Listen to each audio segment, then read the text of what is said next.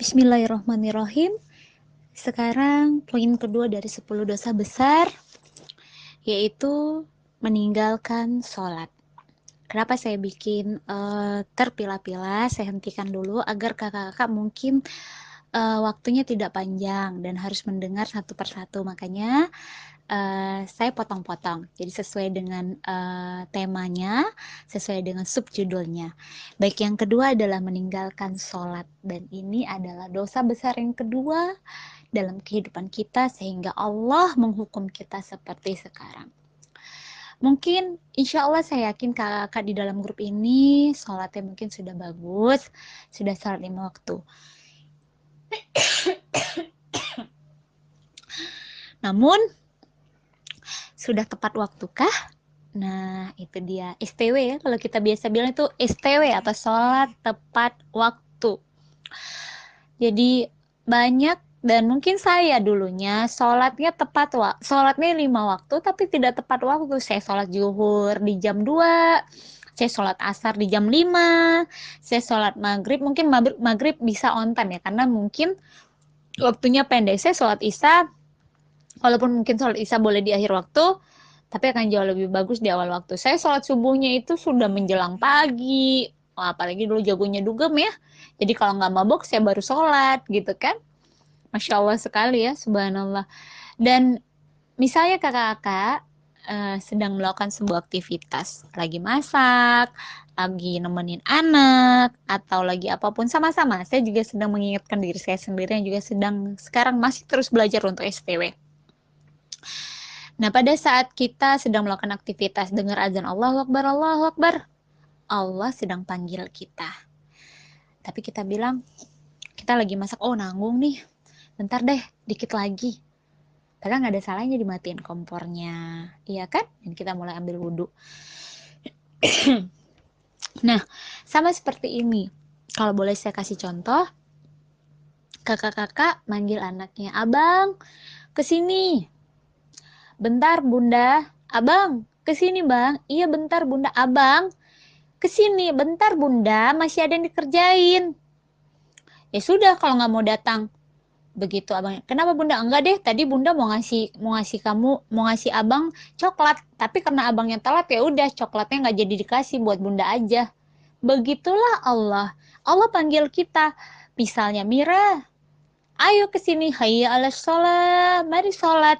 Allah sedang panggil kita, ayo sholat. Aku akan memberikan satu kemenangan kepadamu. Hayya 'alas shalah. Allah akan memberikan kemenangan. Apa kemenangan bagi seorang muslimin yang bermasalah? Yaitu masalahnya diangkat sama Allah.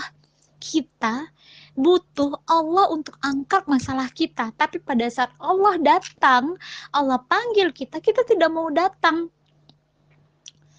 Kita mencintai dunia. Kita ingin memiliki dunia. Tapi kita tidak datangi yang memiliki dunia. Kita ingin semua yang ada di dunia ini kita dapat. Tapi kita lupa untuk datang segera pada pemilik dunia. Itu maksud saya. Jadi hal itu dulu yang sering saya lakukan. Saya menunda-nunda sampai akhirnya segalanya ditunda sama Allah. Saya menikah ditunda, rezeki saya tertunda, semuanya tertunda. Jadi kalau sekarang, Kak, kenapa masalah saya masih belum selesai? Iya, karena dulu salah satu dosa kita adalah menunda-nunda urusan kita sama Allah. Itu kenapa ada kata-kata yang bagus sekali. Utamakan urusan Allah. Kita bisa jadikan quote buat kakak-kakak di Facebook mungkin atau di mana untuk mengingatkan diri kita. Utamakan urusan Allah, maka Allah akan mengutamakan urusan kita. Begitu dia. Utamakan urusan Allah, maka Allah akan mengutamakan urusan kita. Nah, itulah dia yang sebenarnya. Ayo kakak, kita sama-sama hijrah. Kita datang ke Allah. Begitu Allah panggil, kita datang. Begitu Allah datang, kita segera datang. Hentikan semua aktivitas. Dan saya bismillahirrahmanirrahim. Dan saya sekarang juga terus belajar untuk menjadi hamba Allah yang seperti itu. Kita mau masalah kita untuk diangkat sama Allah. Datangin yang angkat masalah. Minta ampun, minta maaf, dan semuanya kita datang kepada Allah. Dan sholat itu, sholat 5 waktu itu hanyalah sholat rasa syukur kita kepada Allah. Sholat rasa syukur kita. Terus Sholat kalau kita mau minta lebih dari Allah, rasa syukur karena kita udah dikasih segalanya sama Allah. Dikasih mata, dikasih hidung, dikasih panca indera, semuanya lengkap. Kaki, tangan, dan semuanya. Itu sholat syukur kita di sholat 5 waktu. Terus kalau mau dapat lebih apa dong? Ya lakukan sholat ibadah yang lebih. Mungkin sholat duha, sholat tahajud, sholat tobat, sholat hajat, zikirnya, baca Qur'annya.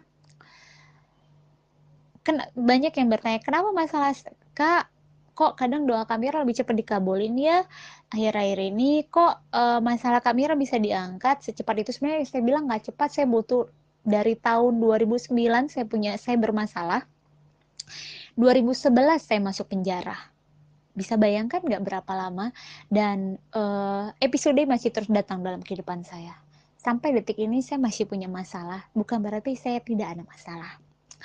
Nah, jadi kalau misalnya seperti itu, apa yang harus kita lakukan? Kita datang ke Allah di jam-jam premiernya Allah.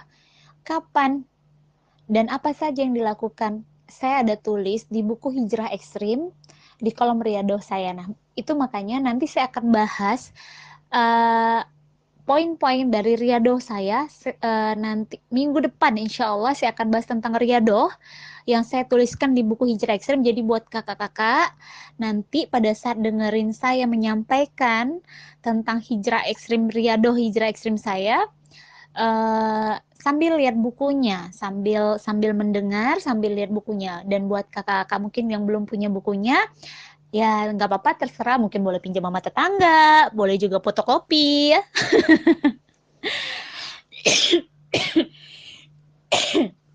Tapi saya sarankan sekali, saya berharap 104 orang hamba pilihan Allah ini berkenan untuk memiliki buku Hijrah Ekstrim yang segera.